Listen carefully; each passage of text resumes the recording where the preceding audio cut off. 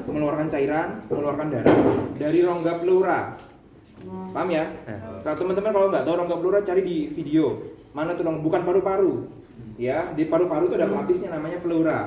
Pleura ada dua lapisan, visceralis sama parietalis. Di antara lapisan itu ada namanya rongga. Rongganya itu harusnya nggak ada udara. Harusnya apa? Hanya ada cairan pleura yang sedikit sebagai pelumas saja. Jadi apa ya, seperti pelicin begitu. Jadi bayangkan ada dua lapisan, di dalamnya itu hanya ada cairan yang sangat licin. Ya, sehingga kalau paru kita mengembang kempis itu dia licin sekali. Jadi sampai nggak ada bunyinya ketika kembang kempis ya kan. Bayangkan kalau nggak ada cairan itu, nggak ada selaput itu, bunyinya krek. Setiap kita napas tuh kayak karat gitu loh. Kayak rantai, kayak apa yang tandanya tidak ada cairan pleura itu. Nah, normalnya di rongga pleura tidak ada udara, tidak ada cairan berlebih dan tidak ada darah. Harusnya ada hanya cairan pleura yang jumlahnya sangat minim. Gitu ya. Cari referensinya berapa mililiter itu, karena dia disirkulasi terus itu. Cairan pleura. Nah, pada pasien-pasien seperti apa sih sehingga rongga pleuranya terisi oleh udara? Kalau dia terisi udara karena pneumotoraks, karena ada udara yang masuk ke situ, masuk bisa, keluar nggak bisa, begitu. Jadi udara bisa masuk ke rongga pleura, tapi nggak bisa keluar, itu namanya pneumotoraks. Ya. Itu adalah suatu kondisi, ya. Penyebabnya apa? Banyak, tuberkulosis, COVID, kanker, ataupun tertusuk pisau, serat gitu, tertusuk itu bisa, ada udaranya bisa masuk, keluar nggak bisa. Terus efusi pleura banyak juga, karena memang gangguan jantung biasanya, penyakit jantung, gagal jantung, gangguan ginjal, kemudian gangguan metabolik, hipoprotein, kemudian apalagi mungkin beberapa kasus trauma juga bisa menyebabkan efusi atau adanya cairan. Saya bilang efusi berarti dia ada cairan di sana ya, cairan rembesan dari darah. Kalau darah jelas itu pasti tusukan ataupun trauma ya kan, tusukan trauma sehingga dia darah masuk ke rongga pleura. Begitu. Sistemnya apa yang membedakan? Kalau yang satu botol itu hanya pneumotoraks. Kalau yang efusi hemotoraks minimal 2 botol. Sistemnya 2 botol, paham ya? Minimal 2 botol. Ini adalah menggunakan metode fisika sederhana. Jadi kalau teman-teman belajar fisika, suka fisika ketika SMA, itu sangat terbantu sekali. Ya, kemarin saya suka banget itu, saya lihat postingan Dokter Gia, atau pokoknya konten kreator gitu ya di IG gitu. Nurse Bowo rekannya itu yang mencetuskan bahwa solutif gitu ya. Ketika koin masuk ke saluran ke esofagus anak, diambilnya pakai kateter. Itu Nurse Bowo yang punya ide. Jadi aja Dokter Gia, akunnya banyak di IG itu ada. Oke. Jadi ini prinsip sederhana untuk mengeluarkan, ini harusnya pasiennya posisinya bisa semipolar ya, semipolar seperti ini. Nah ini juga kurang semi ya, harusnya dia kita gambari seperti ini ya. Ini saya enak aja, padahal harusnya lebih sopan gitu ya. Nah ini kan semipolar ya, nah jadi posisinya tuh seperti ini. Ada bantal 2 atau 3 gitu ya, posisinya bisa bersandar, ini harusnya ada kepalanya dan sebagainya ya. Oke, ini posisinya seperti ini, polar boleh, semipolar boleh. Ini ujungnya ada di mana tadi? Rongga pleura. Siapa yang masang? Dokter. Yang masang dokter. Kita fungsinya hanya memantau, merawat ya. Jadi kalau memasang sama melepas dokter, bukan perawat. Biarin aja kerjanya begitu ya. Jadi jangan suka-suka nanti dokter kan di dunia ini sudah bagian masing-masing ya kan. Masa siapa yang iri sama jadi penjaga surga gitu ya? Kan nggak mungkin malaikat penjaga neraka iri sama malaikat penjaga surga gitu kan. Masing-masing sudah ada tugasnya ya kan begitu. Jadi harusnya mengerjakan tugas masing-masing. Ini yang masang dan melepas adalah selang. Ini dokter, kita perawatan gitu. Nah, ini dari rongga pleura dialirkan ke sini namanya botol. Ini harusnya posisinya seperti ini. Ya teman-teman, ini tidak boleh. Ini diingat, nyangkut ini ya. Oh saya masangnya salah. Maksudnya nyangkut ini bednya. Ya. Ini namanya adalah botol WSD. Ini namanya selang WSD ya. Selang ini sampai sini nyambung nih selang. Ini selang dada, selang WSD, botol WSD. Diingat, ini posisinya sampai kapanpun tidak boleh di atas pasien. Meninggal lah pasiennya kamu ya. Ini harus dibuang di sini malah dia balik lagi ya kan. Masuk cairan itu membahayakan nyawa ya. Tidak boleh ya, kecuali koruptor ya silahkan.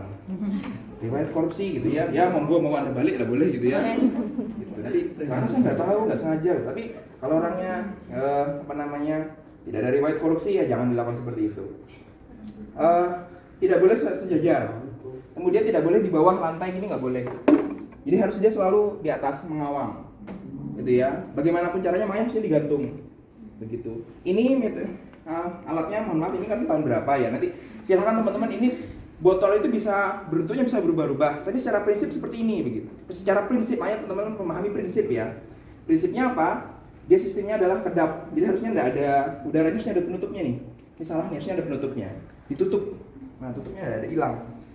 Ini harusnya tidak boleh ada, jadi harus kedap udara. Jadi hanya bisa mengalirkan dari sini ke sini botol. Ya. Ini sistem berapa botol? Ayo coba lihat tebak. Lihat dari gambarnya berapa botol? 2. Nah, jangan tertipu, lihat lagi bukunya. 1. Ya, bisa jawab 1 karena gambarnya dia ini yang penting selangnya, ujung selangnya hanya 1 ya kan. Ini 2 botol, dia juga akan melihat skemanya, beda. Nah, dia harus ada 2 selang. 2 selang ya kan. 1 dia penampung, satunya untuk water seal. Kenapa disebut water seal? Water seal drainase. Drainase artinya mengalirkan. Drainage itu artinya mengalirkan. Water seal terkunci oleh air. Logikanya begini. Saya langsung aja karena waktunya terbatas. Sudah 30 menit lagi. Ya, ini anggapannya ya. Ini anggap dari paru-paru pasien ya. Ada nggak ya kasa? Ini ada kasa. Ini tak contohin aja. Ini biar bodoh-bodohan aja. Makanya kalau ngajarin kadang-kadang kalau ngajarin dengan hal sederhana tuh gampang. Ini kan terendam ya. Lihat ya. Ini peragaan ya. Anggaplah kayak lab fisika SMA gitu. Ketika saya tiup, sebentar. Airnya kurang nih. Sebentar. Atau kurang atau enggak? Oh, pas. Nah. Jadi harapannya udara dari ini anggapannya adalah dari dada pasien, dari rongga pleura. Rongga pleura udaranya harusnya dikeluarkan seperti, jadi ketika pasiennya menarik nafas, dia akan gini. Paham ya? Ketika narik nafas, paru-paru kan ngembang. Ketika paru-paru ngembang, rongga pleura tertekan dong. Nah, ketika tertekan dia mengeluarkan udara kalau sini kan. Nah, gitu. Jadi dia akan bentuknya gini. Jadi udara dari rongga pleura dia keluarkan ke sini. Kenapa disebut water seal? Ketika saya sedot dia nggak bisa. Paham ya? Rongga pleura dia tidak bisa menyedot balik. Dia bisa mengeluarkan udara. Udara dari rongga pleura pindah ke sini, tapi ketika dia mau nyedot dia tertahan oleh air. Lihat nggak? Ya. Kalau mau nyedotnya berarti dia perlu kekuatan yang luar. Menyedotnya harus gitu kan? Pada faktanya rongga pleura nggak bisa gitu, kecuali mulut saya. Kalau mulut saya bisa gitu, ya kan? Nah, makanya rongga pleura dia hanya maksimal kayak gitu di gambarnya, lihat ya. Nah, jadi dia tertahan oleh oleh air, water seal. Jadi udara dari rongga pleura bisa pindah ke sini sesuai dengan niat kita, tujuan kita membantu pasien udaranya keluar. Tapi udara yang sudah keluar di sini nggak bisa balik lagi. Air pun nggak bisa disedot karena pleura nggak mampu seperti sedotan manusia. Karena pleura kan tadi tekanannya tetap negatif gitu ya, tetap negatif 2 gitu. Nah, paham nggak prinsipnya? Paham. Jadi alat ini bergunanya begitu, secara sederhana fisikanya begitu. Nah, jadi ketika kita hembuskan udara keluar, tapi ketika pleuranya menyedot lagi dia nggak tahan. Jadi nggak akan ada udara dan air yang balik kembali. Kecuali kayak gini. Paham ya? Jadi kayak gini kamu ya pasti sedot gitu, karena dia posisinya lebih tinggi. Tapi kalau ada posisi seperti ini, bisa dibayangkan dia nggak akan bisa, makanya sebutnya water seal. Udah, pulang lah kita. Buang dulu. Oke. Kedalamannya, ini ada prinsipnya, prinsip tak balikin lagi. Ini kan tadi nggak boleh, kamu kalau punya pasien nggak boleh kamu tiup-tiup ya. Jadi kan peragaan saja ya. Ini prinsipnya dari infeksius ini bisa infeksi gitu ya. Nah, ini apa ya? Ketinggian air dibandingkan dengan ujung bawah selang ini maksimal 2 cm. Paham ya? Gimana sih? Ini kan ketinggian air sama ujung selang yang paling bawah itu harus 2 cm. Sebagai mempertahankan water seal. Makanya sistem satu botol ini hanya bisa untuk pneumotoraks, hanya untuk mengeluarkan udara. Kalau mengeluarkan cairan nggak boleh, dia harus minimal 2 botol. Sama 2 cm juga yang di bagian sealnya, water sealnya, bagian water seal. Itu prinsip. Itu kan dibawa kemana-mana, mau ke Jepang jual gitu ya. Meskipun alatnya lebih canggih, tapi tetap prinsip 2 cm nya akan tetap dibawa. Water seal ya. Jadi supaya dia seal, sistemnya dia airnya bisa mengunci, dia harusnya ketinggian air atau kedalaman ujung selangnya 2 cm. Gitu. Untuk tekanannya akan berbeda begitu. Terus kapan botol ini diganti? kalau dia pneumotoraks nggak diganti-ganti nggak apa-apa sebetulnya, karena kan hanya ada udara ya kan. Nah yang jadi masalah adalah kalau sistemnya 2 botol, itu yang 2 botol itu atau 3 botol, maka yang diganti biasanya yang penampung cairan, botol pertama, botol yang di sebelah kiri, ini biasanya yang diganti. Cairannya cairan apa ya, Dok? Botol yang paling sebelah kiri. Ya kalau satu botol ini kalau hanya untuk menampung udara harusnya nggak diganti-ganti dong, bener nggak? Iya nggak diganti karena udara yang mengalir. Kecuali ketika ada satu botol ini tiba-tiba nanti ada nambah darah, nambah cairan kan bisa jadi itu ada nambah darah, maka harus diganti. Bisa sehari sekali, umumnya ya, sehari sekali atau 2 hari sekali tergantung diganti botolnya.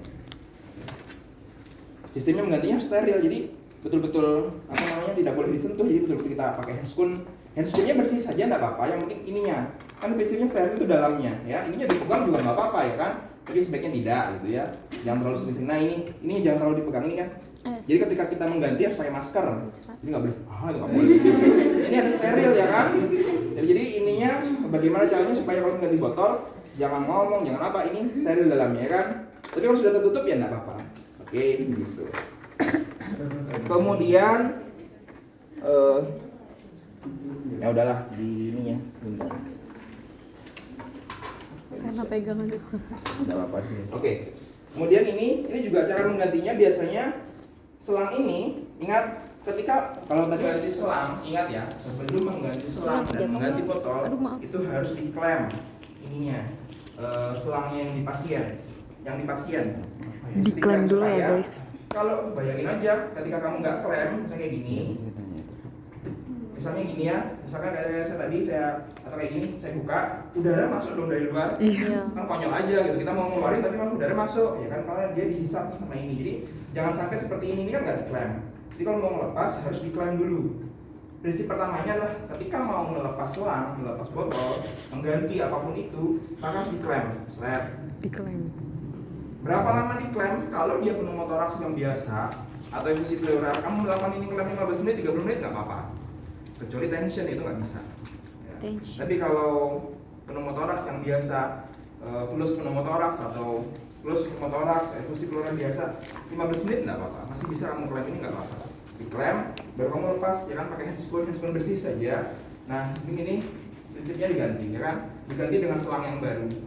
Nah, ininya boleh kamu bersihkan pakai alcohol swab, boleh juga tidak. Kalau kotor ya dikasih alcohol. Tapi intinya prinsipnya steril.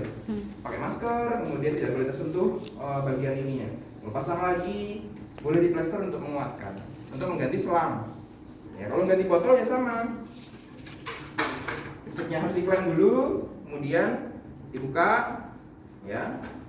Ganti botolnya. Kalau desainnya seperti ini ya ganti botolnya, ya. Mau botol model apa nanti disesuaikan, yang penting prinsipnya steril yang bagian dalam. Kemudian diganti dengan yang baru. Dan ingat, setelah melakukan penggantian selang dan botol, lepaskan ini. Kalau ini terpasang sampai 2 jam, susah dia. Karena diklaim terus ya kan. Harusnya diklaim cuma 15 menit, setengah jam saja. Oke, sudah. Setelah selesai penggantian botol, penggantian selang, kita lepaskan klemnya. Kemudian selanjutnya perawatan luka di sini. Perawatan luka sini biasa saja, seperti perawatan luka pada umumnya. Kita buka, kemudian kita kita swab, kita bersihkan pakai Aquades gitu ya, kasih Aquades, kemudian ditutup saja, itu biasa saja. Seperti perawatan luka pada umumnya. Saya nggak mau ngajarin karena harusnya ada yang ngajarin perawatan luka. Sudah atau belum? Sudah. Masih ada lagi seperti biasa saja. Jadi kalau ini perawatan lukanya biasa. Jadi conventional wound care. Tapi kalau mau pakai modern ya monggo silahkan. Cuman intinya buka balutan, dibersihkan, steril, ditutup pakai balutan, sudah kelar. Ini isinya nggak ada masalah. Jadi duluan mana Pak? Ini atau ini dulu? Sebaiknya kita fokus ke sini dulu, karena yang membahayakan nyawa ini dulu, tanpa mengesampingkan ini. Karena ini bisa saja misalkan ininya pagi gitu ya, urgent, oh ternyata banyak darah atau apa, kita pantau dan sebagainya. Ini dilakukan jam 10 nggak masalah. Karena kan kita untuk mencegah infeksi saja kan, kalau infeksi kan rentangnya masih agak lama. Tapi kalau ini kamu misalnya klaimnya kelamaan atau ternyata terlalu menumpuk darahnya, misalkan ini ada darah sampai sini mengumpul gitu ya, itu membahayakan dia. Dia nggak bisa ngeluarin darah lagi sih. Ya, karena silnya sudah nggak berfungsi. Dia nggak bisa mengeluarkan darah, kan terlalu beratnya, tekanannya terlalu tinggi, jadi nggak bisa mengeluarkan. Itu lebih berbahaya.